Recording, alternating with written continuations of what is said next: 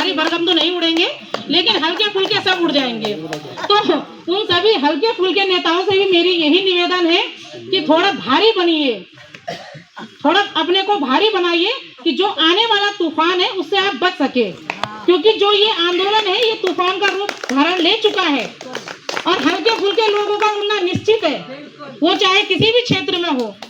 ये पक्की बात है कि जो हल्के फुल्के हैं वो पक्का उड़ेंगे, और जहां उड़ेंगे उनको खुद पता नहीं चलेगा रास्ते का कि हम वापस लौटे तो कहाँ लौटे, उनको रास्ता ही नहीं मिलेगा अपना घर जाने का। तो इसलिए सभी से निवेदन है कि इस आंदोलन में हमारा साथ दीजिए। मैं आज माफी चाहती हूँ, थोड़ा लेट में आई, इसका कारण हमारे दीपक जी आ रखे थे लालढांग, इनको मैंने स्पेशली कल बोला था नहीं चाहिए, तो आज वहाँ पर आए और आप उनसे पूछ भी सकते हैं कि किसी ने ये नहीं बोला कि हमें रोड नहीं चाहिए। वहाँ पर हम प्रधान जी से मिले, पूर्व प्रधान जी से मिले, और जितने वहाँ पर व्यापारी लोग हैं, जितने दुकानदार लोग हैं, जितने वहाँ पर स्थानीय लोग हैं, चमोली जी है वहाँ पर जो इनकी बरसों से वहाँ पर दुकान है, सभी समय है। मैं अपनी लाइफ का जो समय एक महिला ये सोचती है कि मुझे आज संडे है, मुझे घर में कपड़े धोना है, काम, मैं भी यही सोचती थी कि घर में बहुत सारे काम है, साफ सफाई ये है, तो आजकल 1 महीने से मैंने ये सारी चीज़ें छोड़ रखी है। मुझे वो जो छुट्टी मिलती है, मुझे वो जो आराम मिलता है, मैं उसको वेस्ट नहीं करना चाहती, मैं उसको अपने इस धरना प्रदर्शन में लगाना चाहती हूँ कि मेरा एक भी दिन व्यर्थ न जाए, क्योंकि देखिए बूंद बूंद से सागर भरता है। तो देखिए सभी को प्रयास करना है और किसी को ये नहीं सोचना है कि नहीं जी मुझे, मैं कैसे जाऊँ, मेरे गाँव से तो कोई नहीं आ रहा है, मेरे मोहल्ले से तो कोई नहीं आया, मेरे लोग बातें बनाएंगे कि क्यों जा रही है, कैसे जा रही है, तो ऐसा कुछ नहीं है। और मैं आपको एक चीज़ और बताना चाहूँगी, ये रोड मेरी जन्म की रोड है, मेरा मायका यही है, ससुराल मेरा लालढांग है, तो दोनों पे मेरा अधिकार भी है और हक भी है। तो मुझे यहाँ से भी लड़ना है और वहाँ से भी लड़ना है, तो मुझे तो कोई नहीं रोक पाएगा।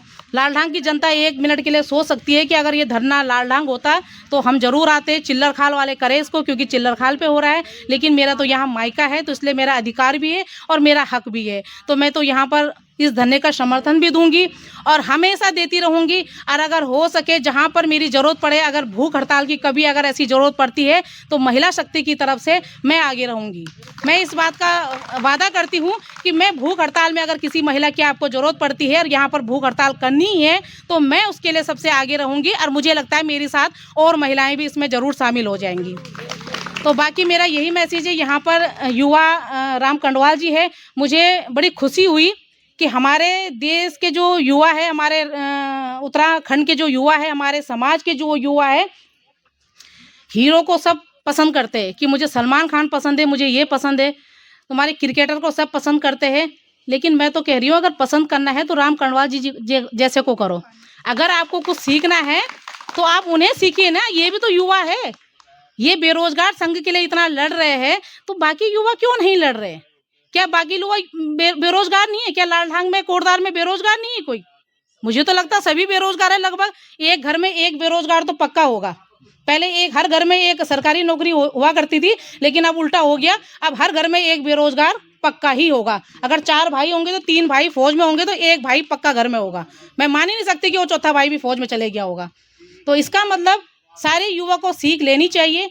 हमें देखिए समाज में बहुत सारी चीज़ें होती है, गलत भी होती है और अच्छी भी होती है, लेकिन हमें क्या करना चाहिए, गलत चीज़ों को इग्नोर करना चाहिए। और जो अच्छी अच्छी चीज़ें हैं, जैसे हम खाना नहीं खाते कि मुझे ये वाली सब्जी पसंद है और जो नहीं है पसंद उसको साइड रख देती हूँ मैं कि नहीं मुझे ये पसंद ही नहीं है, उसको मैं छूती भी नहीं हूँ, टेस्ट भी नहीं करते हम उसको। तो फिर आप ऐसी सामाजिक बातों को क्यों नहीं ग्रहण करते? फिर आप जो अच्छी बातें हैं उन्हें सीख लीजिए कि मुझे इनकी तरह बनना है, और जो बुरी बातें हैं, जो नेगेटिव बातें बोलते हैं, आप उनको इग्नोर कीजिए उस सब्जी की तरह, जिस सब्जी को कोई नहीं खाता है। कि नहीं, जैसे बच्चा कहता है मुझे करेला कड़वा लगता है, नहीं खाना मुझे, तो आप भी उनको इस तरह करेला समझ कर छोड़ दीजिए कि हमें ये कड़वी चीज़ें बिल्कुल भी बर्दाश्त नहीं होती और ना ये हमें हजम होती है। अच्छी अच्छी चीज़ें सीखिए।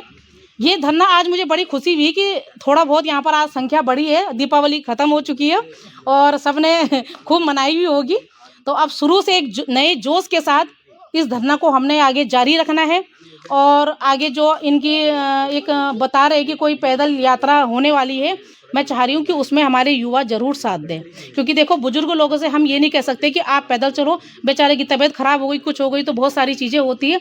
इसलिए विशेषकर युवा जो लोग हैं वो इस पैदल यात्रा में थापा जी का साथ देंगे, और मैं भी खुद इसमें पैदल यात्रा में साथ दूंगी। देखती हूँ कहाँ तक चलती हूँ, लेकिन दूंगी ज़रूर मैं इसमें साथ। बाकी आप सभी का धन्यवाद। हेमा जी इंटरव्यू है, अरे कर लो यार। मैं सुबह से कर रही हूँ। थोड़ा सा मेरे साथ आ जाओ इस साइड। धन्यवाद नरेंद्र भाई थोड़ा होगी? कीजिए।